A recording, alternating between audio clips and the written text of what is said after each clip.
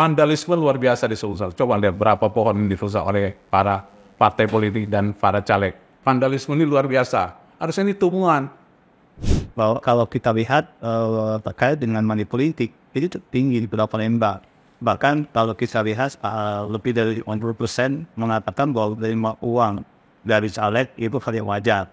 Unsur-unsur itu memang harus terpenuhi. Ya, apakah yang memberikan ini tim kampanye? Nah, kalau yang memberikan sebenarnya tidak boleh saya ungkap ya di publik seperti ini. Artinya jadi ketika itu ada misalnya akun bodong, nah itu yang men-take down itu Kominfo. Tapi di take down 5 munculnya 1000. Iya. Iya. Oke, Assalamualaikum warahmatullahi wabarakatuh. Pada podcast Info Indonesia kali ini kita kehadiran tokoh-tokoh hebat dan tokoh-tokoh penting di pemilu 2024 khususnya di Sumatera Selatan. Langsung saja kita perkenalan dengan Bapak Kurniawan selaku Ketua Badan Pengawas Pemilu Sumatera Selatan. Selamat datang, Kurniawan. Kemudian ada pengamat politik senior yang cukup dikenal di Sumatera Selatan dari Forum Demokrasi Sriwijaya, Bang Indo Togar. Selamat datang, Bang. Iya. Kemudian ada Bu Teguh Rahman, kami juga tokoh senior juga dari Public Trust Institute Putin. Selamat datang di FK. Assalamualaikum warahmatullahi wabarakatuh.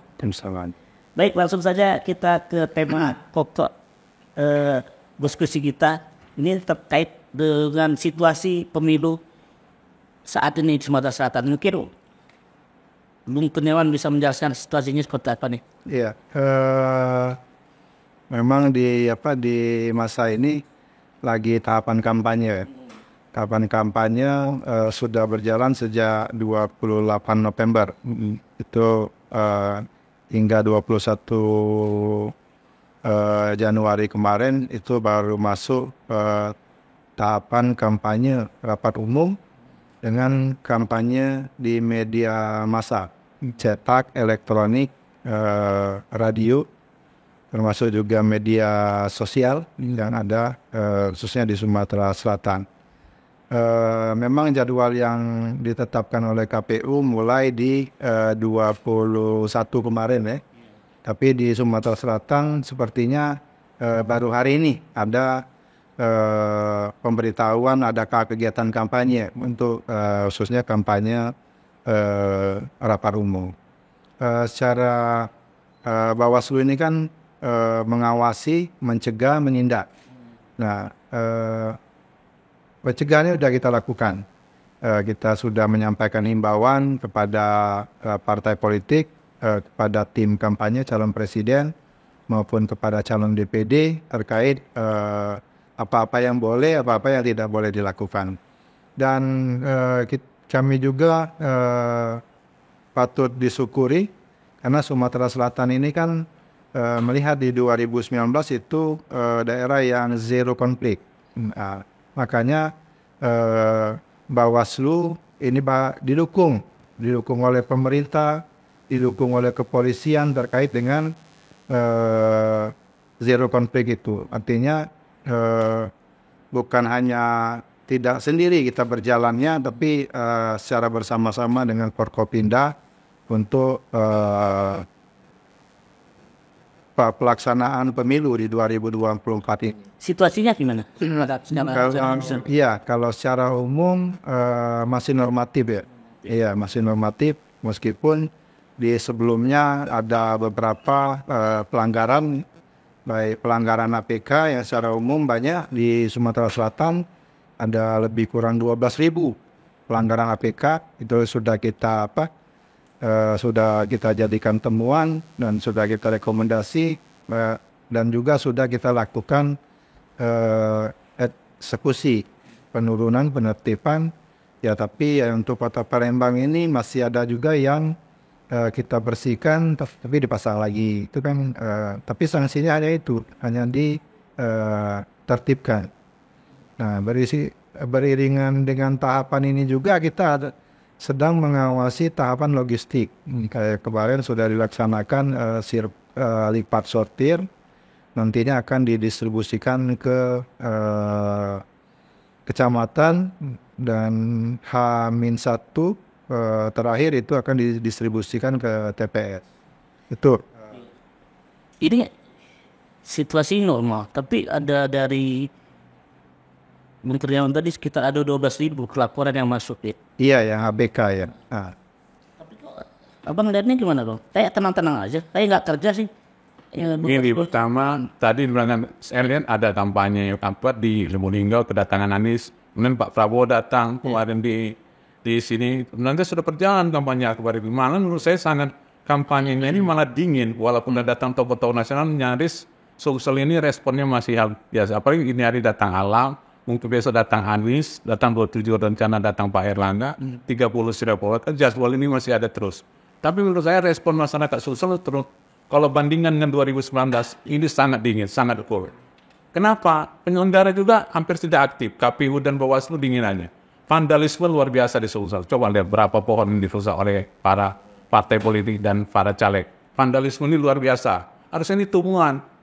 Berapa beribu ini, saya lihat sampai bandara, semua ini vandalisme, pohon-pohon dijadikan. Ini nggak boleh sebenarnya. Ini kan vandalisme yang bablas. Dan penyelenggara itu, maaf ya Bung Kurniawan, saya lihat terlalu pasif. Bedanya sekarang dengan penyelenggara itu mencari. Sekarang menunggu, relatif menunggu. Seharusnya aktif mencari di mana temuan-temuan permasalahan ini terjadi. Ini kan enggak. Penyelenggara KPU-nya begitu, Bawaslu-nya begitu. Itu masih temuan masalah APK, ya, masalah alat sosialisasi. Belum lagi pelanggaran semakin di mobile, bagaimana tarif yang 450.000. Ini kan temuan LADK, laporan awal dana kampanye yang sangat tidak masuk akal. Masa 50.000, 500.000, 5 juta kampanye kepala. Saya pernah mengamati kampanye kepala desa di Pampangan ya, itu hampir setengah M dana kampanye desa di daerah Pampangan. Kok ini dana yang namanya untuk partai politik, kemudian LADK kabur, tapi semua diterima. LADK diterima, bahkan kalah dengan kampanye DPD yang 800 juta. Masuk akal nggak? 50.000, 500.000, 5 juta, 10 juta. LADK partai politik ini harusnya walaupun itu mitra kalian ingatkan bahwa yang logik lah. Ini kan masalah edukasi politik. Jangan membuat masyarakat ini semuanya karena nggak begitu peduli, kalian tenang-tenang aja, seperti tidak ada mengalami kinerja. Kan itu persoalan yang saya lihat seperti itu. Hasil kajian butuh gimana sejauh ini? Ya, kita alhamdulillah di Desember kita melawat di Provinsi Jambi. Dan I feel like juga kita politik Sumsel di Jambi, dan Januari ini kita turun di Palembang, survei dinamika sosial politik di Kota Palembang 2024.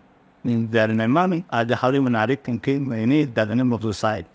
Di lapangan survei sudah selesai, yang kita pengolahan data, tetapi ada hal yang menarik yang sudah saya kaji terkait dengan dipakaikan sosial politik. Benar, sekarang ini banyak sekali perkembangan spanduk yang kadang-kadang tidak beraturan, bahkan persepsi masyarakat justru dengan sebenarnya.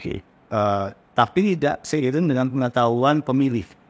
Hari ini terkonfirmasi dalam survei data yang kita miliki dari Public Trust Institute, dan walaupun masih belum fix karena belum selesai, tapi informasi yang kami sampaikan adalah ketika dari 10 responden, 2 responden saja yang mengetahui dan menyebutkan orang caleg.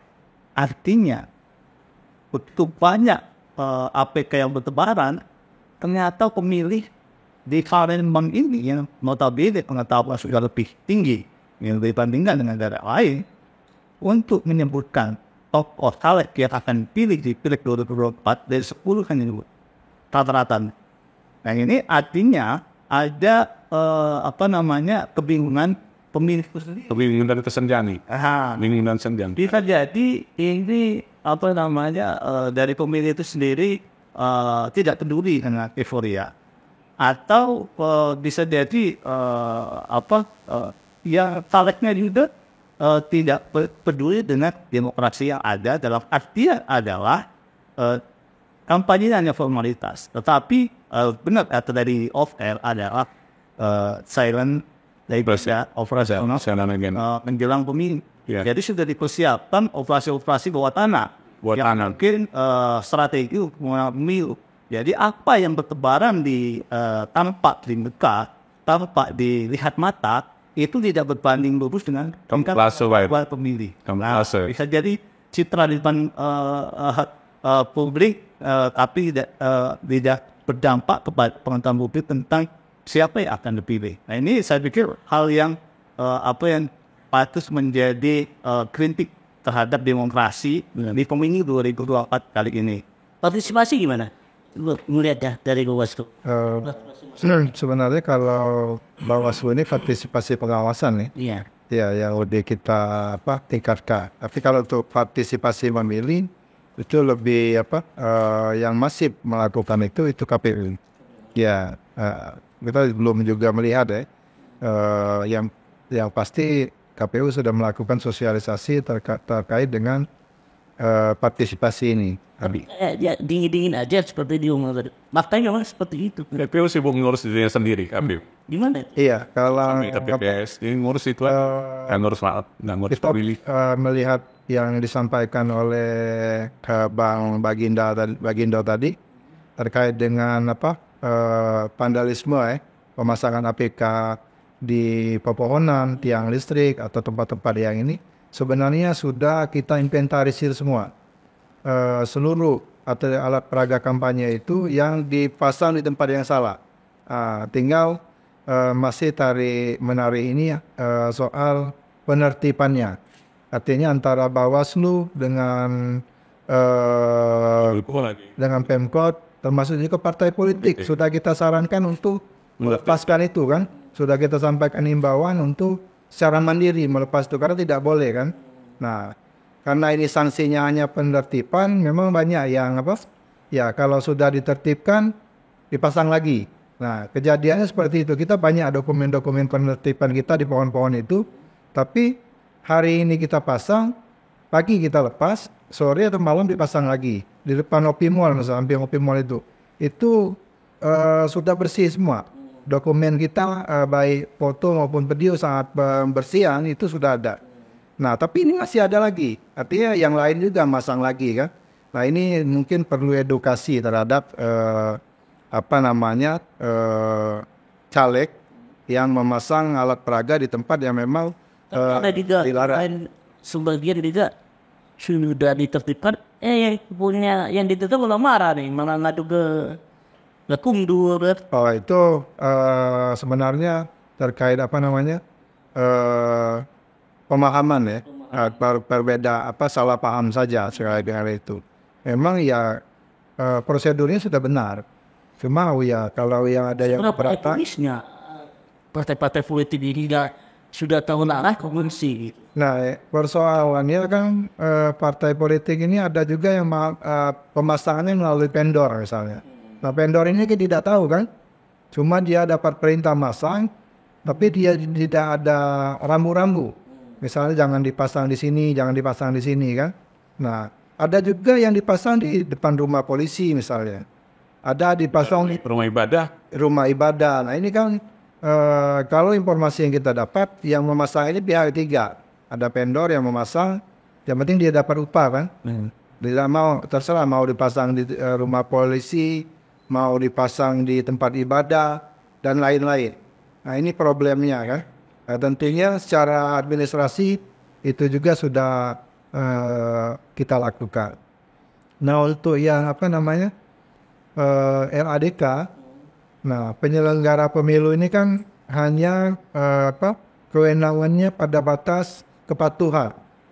Jadi apakah partai politik atau paslon ini menyerahkan rekening dana kampanye hanya sebatas itu.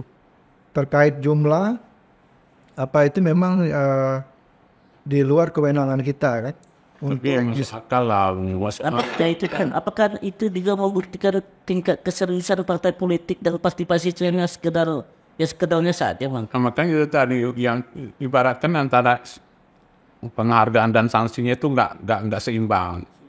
Sekarang aku tanya kawan-kawannya, terbayang nggak kalian kalau pileg ini tanpa pilpres? Nggak ada. Nyaris tanpa tingkat partisipasi saya rasa mungkin di bawah 60%. beruntunglah pileg bersama dengan pilpres. Kalau tidak, yang mau datang ke TPS untuk memilih pileg mungkin siapa yang mayo, siapa yang bayar istilahnya. Karena itu tadi ada silent operation.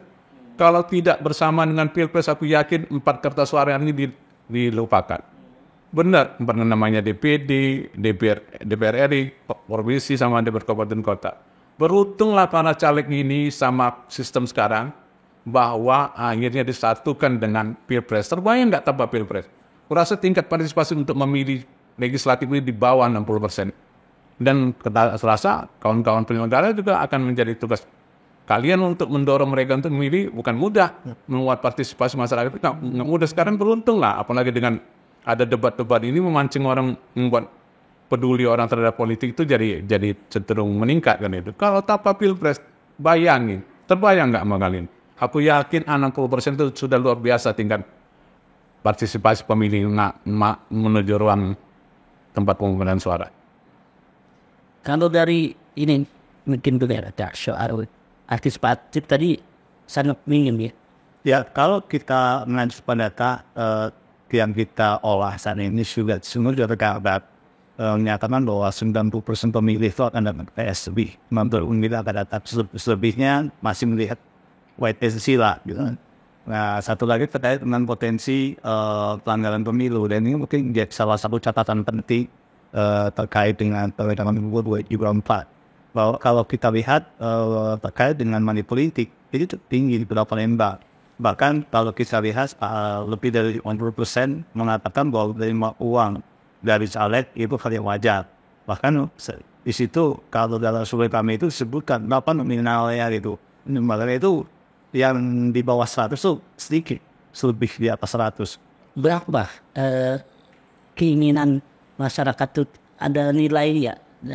Ada yang salah atau tidak menyebutkan Pasarannya berapa sekarang ini? 100.000. Kalau kita nggak motret itu, kita hanya menggambarkan secara terbuka bila ini mas ada nilai minimal, misalkan disebutkan 50.000, ada 100.000, ada 3.000. Nah,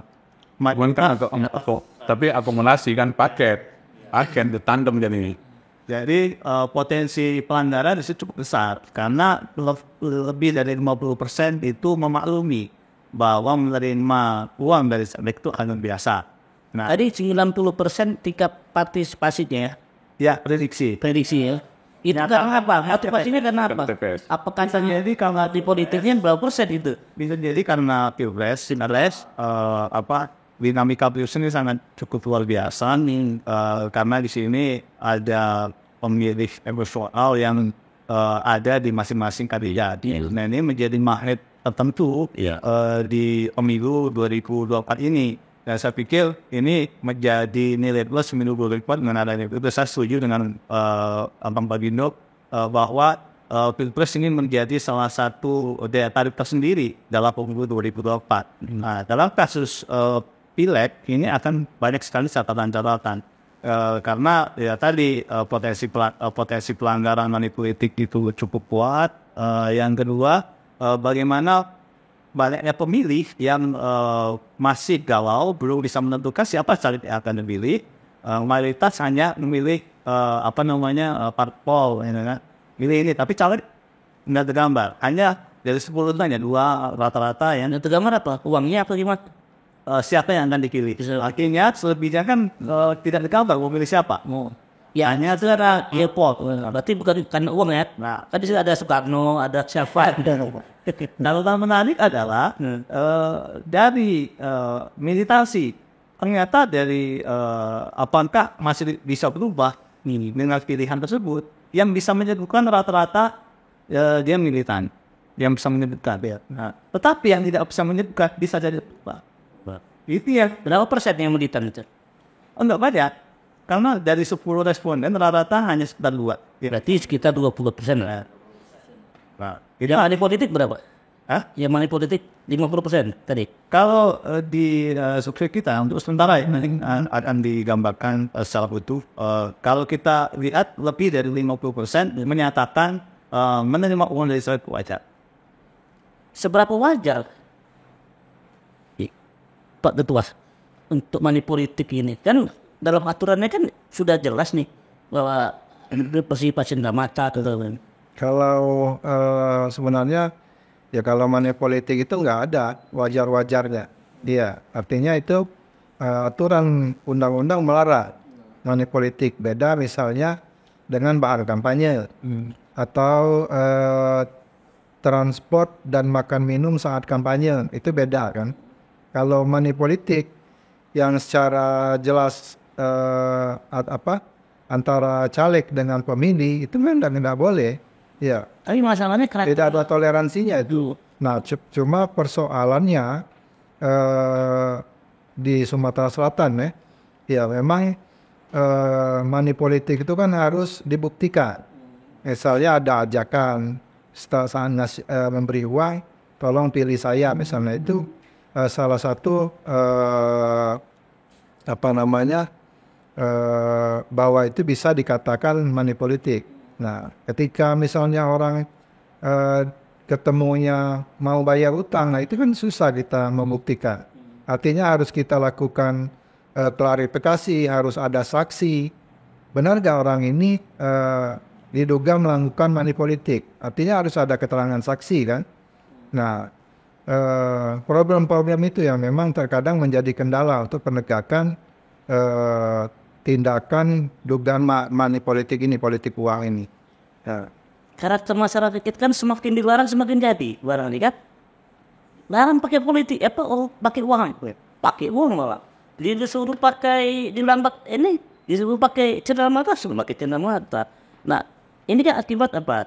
Sulitnya banyaknya birokratik untuk pembuktian ini. Apakah memang ini jadi kendala juga nggak? Iya, jadi memang birokrasi untuk penindakan itu, unsur-unsur itu memang harus terpenuhi. Ya, apakah yang memberikan ini tim kampanye? Nah, kalau yang memberikan sebenarnya tidak boleh saya ungkap ya di publik seperti ini.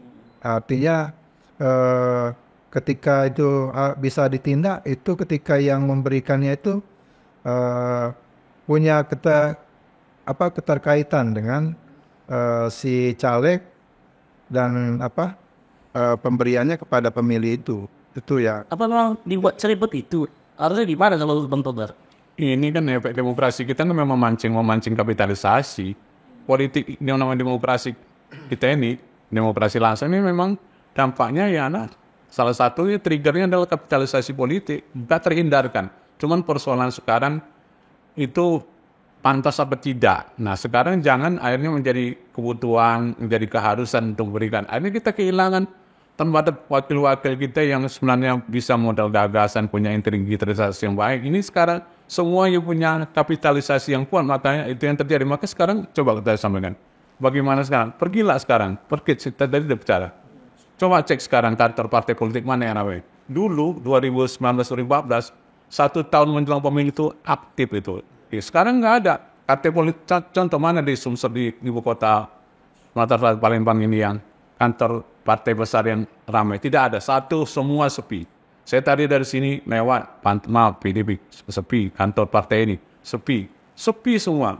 Padahal ini bulat untuk tahun politik. Kalau dulu setahun sebelumnya, sekarang ramai cuma apa? Ketika ada musda pemilihan pimpinan, baru mereka ramai itu kan. Itu pun nggak. Dia dulu kantor partai politik itu tempat berkumpul para kader, para simpatisan untuk mencari informasi dan menunjukkan bahwa eksistensi mereka ada. Ini kan enggak sekarang. Semua ini menunjukkan jadi kita ini ada pemilu atau enggak. Ramai cuma di TV depan itu aja. Itu efeknya di mana? Di medsos. Di tempat lain enggak ada. Efek dari debat-debat itu sekarang di medsos yang luar biasa. Dan kampanye sekarang di medsos yang luar biasa. Dan pola yang terjadi adalah sekarang terjadi apa? Semuanya silent operation. Silent operation yang dimana memenangkan lolos tidaknya satu caleg. Ini khusus kita bicara legislatif ya. Yang lolos nanti adalah yang pola silent operation sudah terjadi selama dan teruji efektif untuk meloloskan dia ke gedung parlemen. Itu yang terjadi. Coba perhatikan nanti ini sekarang Pak, ini kan banyak nggak dulu ingat nggak kita pada pakai truk, becak, motor kampanye. Sekarang nggak ada kan? Tidak ada orang rame-rame itu ada kan di lapangan. Ini nggak ada sama sekali nggak ada. Nggak ada kan? Tidak ada. Dulu lapangan Hatta itu kampanye mana nih mungkin? Enggak, ini kan sekarang kamu ancaman presiden nanti ini hari lah. Ini pun ramai pun di titik-titik dibuat tempat bukan di lapangan, di kafe. Besok juga gitu-gitu semua ini kan mengunjungi tempat-tempat tempat-tempat keramaian, bukan ada di lapangan. Kalau di Jakarta saya ada di Tangerang, saya lihat ada besar-besar. Kita ini di Sulsel ini kenapa di itu kemarin di Linggau ada di lapangan dekat Taman Purmada, masjid itu kan di situ besar tempat anus. Kalau melihat itu ada perubahan perilaku nggak, Benesta? Perilaku pemilih ini. Ada pergeseran apa kalau melihat? Ya, memang di sini karena memang tingginya angka milenial dan Gen Z ya, ini menjadi salah satu faktor penting. Kalau dulu dinamikanya kan ngasih bagaimana pertemuan langsung itu menjadi salah satu andalan kampanye dalam pemilu. Nah, sekarang ini dengan semakin inginnya era digital, masifnya media sosial dengan berbagai platform yang disediakan, dan juga angka pemilih Gen Z yang begitu tinggi dan milenial yang begitu tinggi, ini menambah faktor tentang dinamika sosial politik tidak hanya di Palembang tetapi di secara nasional. Ramainya itu di medsos. Tetapi kalau secara faktual di lapangan ini terjadi penurunan yang sangat drastis. Dan itu kita lihat Penurunan apa nih? Penurunan partisipasi atau dalam partisipasi faktual di lapangan dalam pemilu.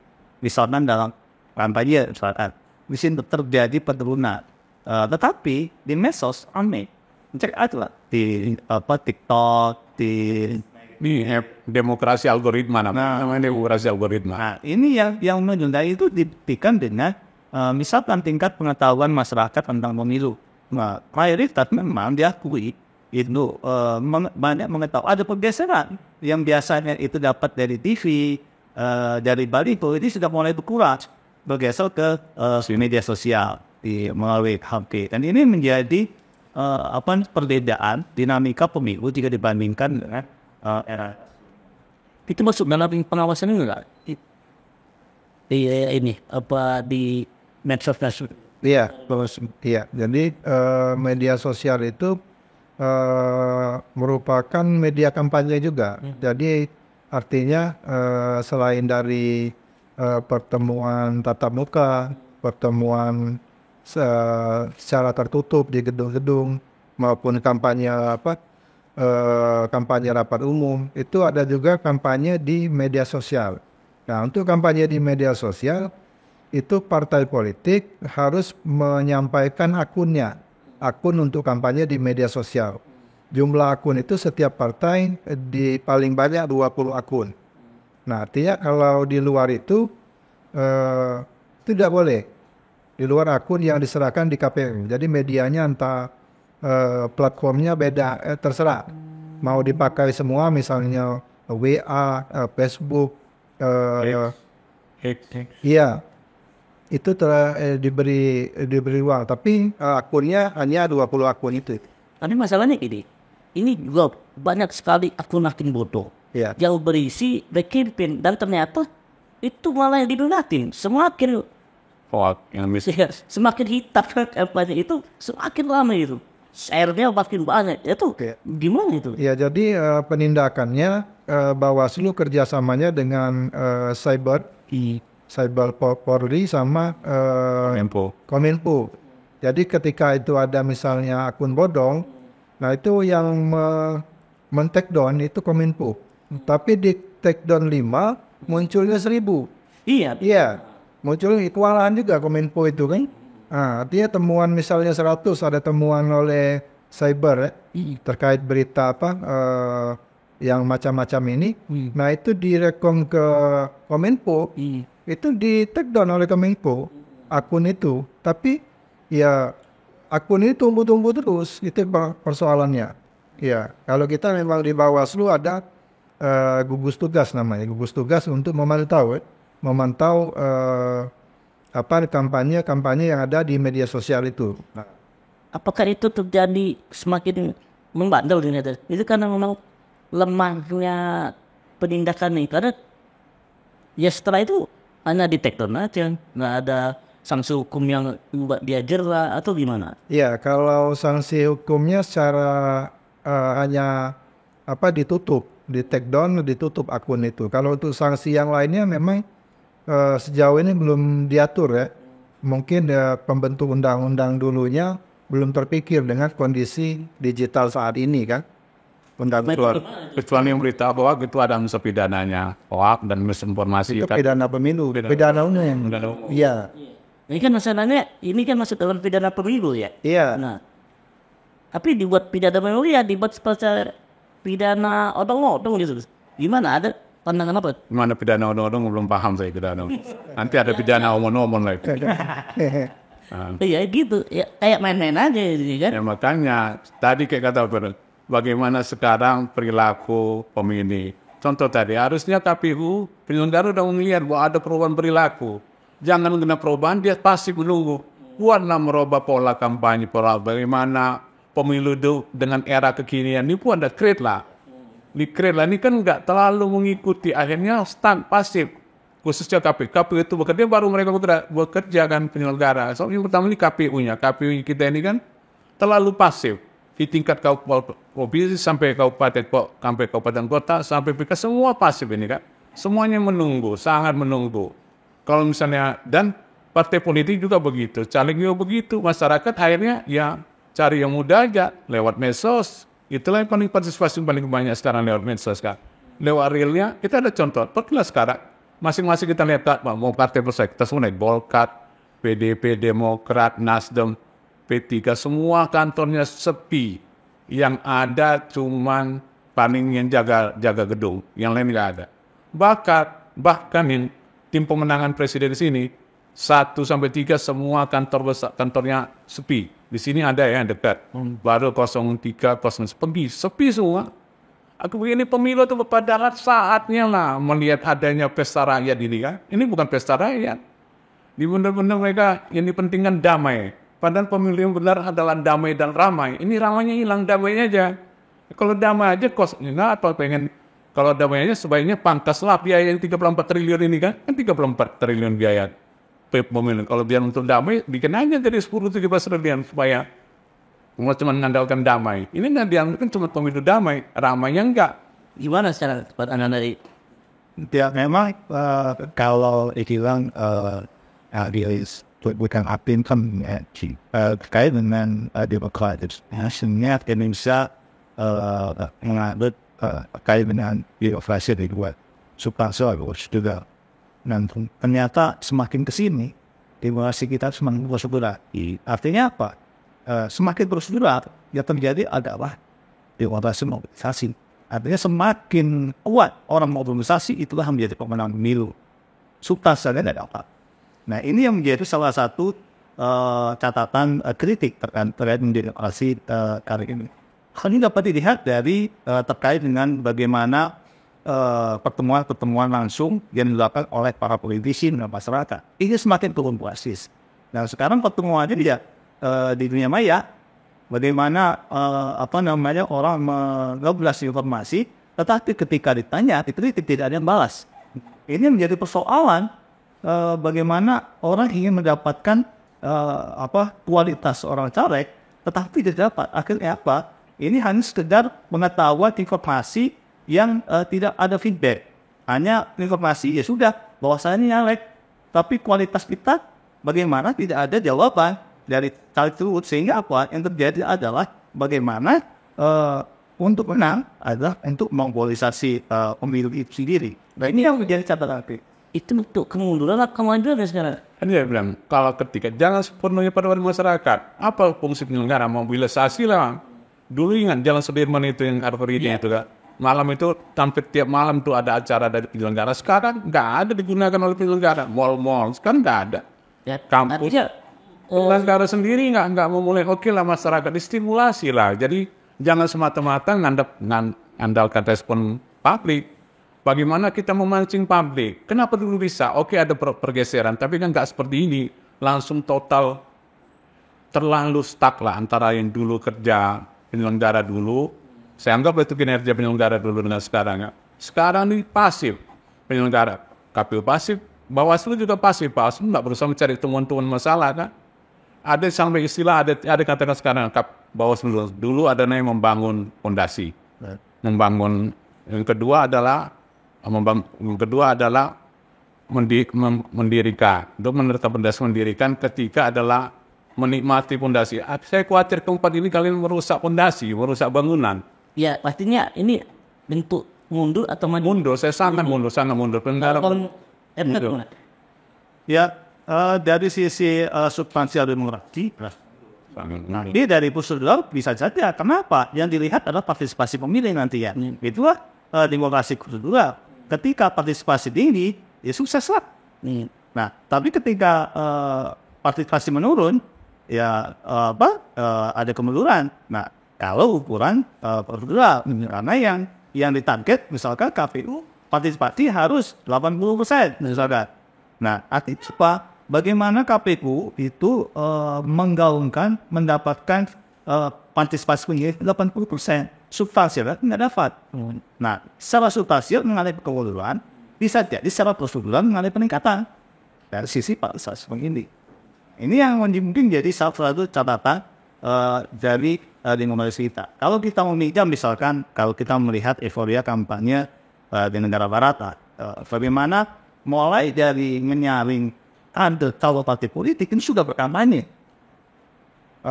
Calon partai Golkar misalnya, calon partai Golkar untuk seleksi mereka berkampanye di tengah-tengah masyarakat dengan forum-forum itu. Yang terbaik ini diambil oleh partai tersebut. Nah ini di Indonesia ada apa?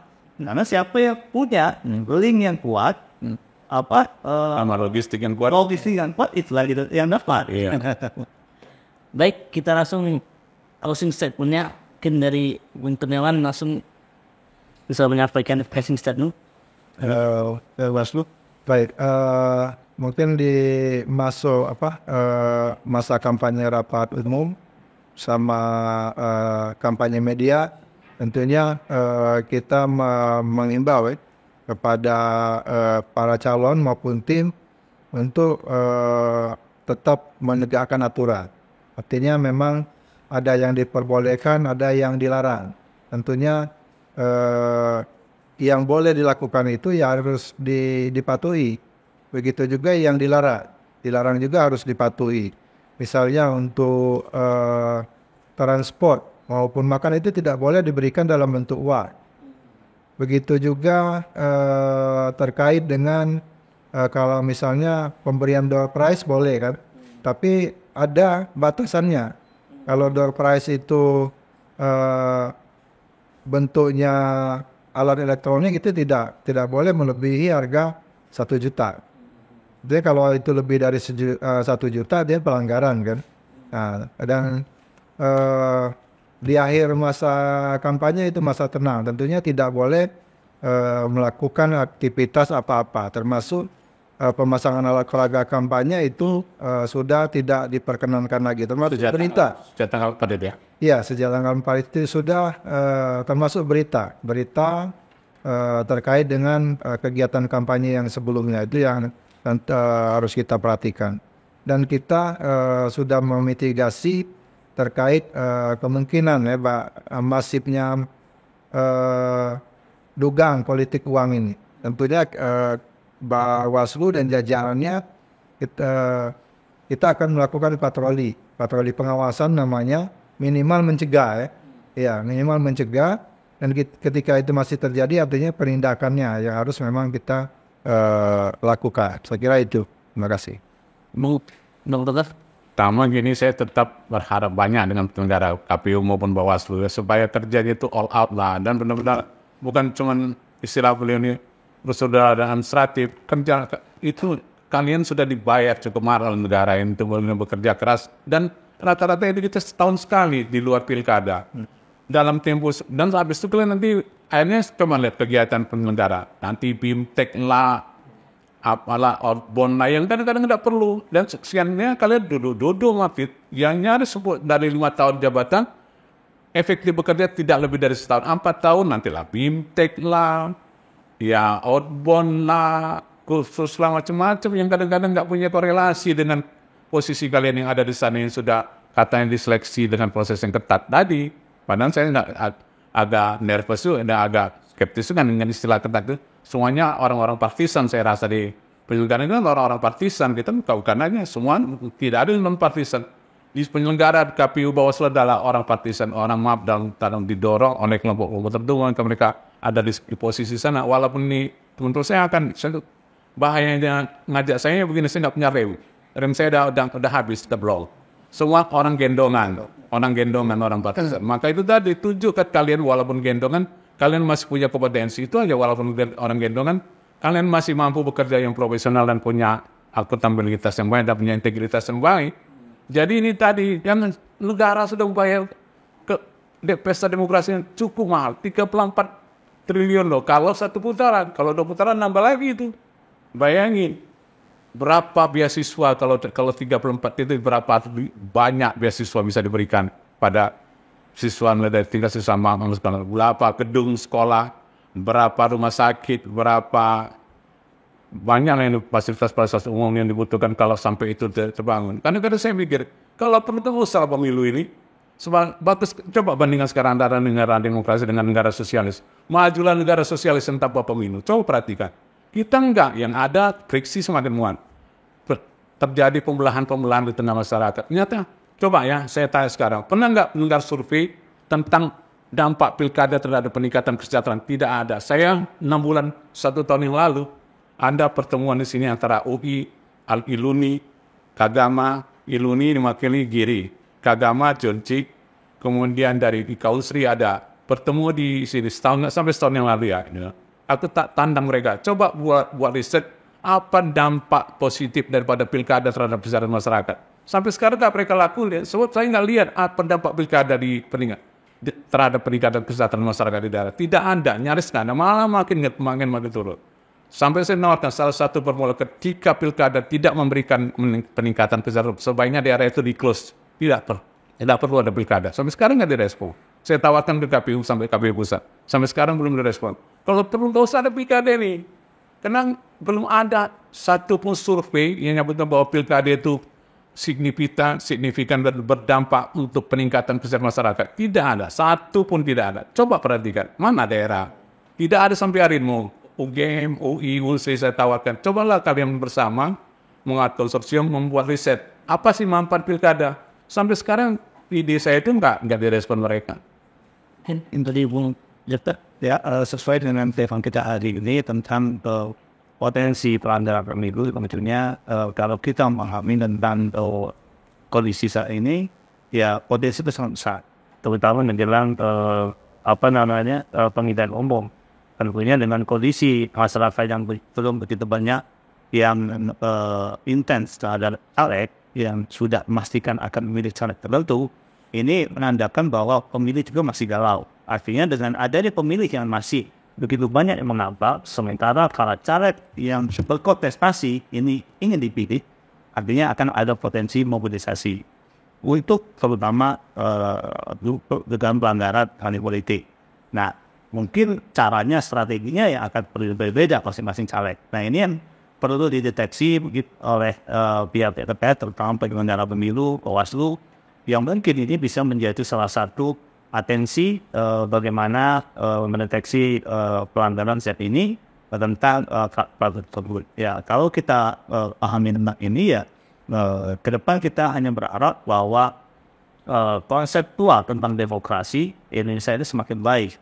Artinya ya ada perlu perubahan yang cukup signifikan tentang bagaimana konsep demokrasi yang akan dipilih. Karena kata Fahmi bagian tadi, apakah kita mau merefleksi diri tentang demokrasi yang sudah kita anut, tentang dampak terhadap kesejahteraan masyarakat.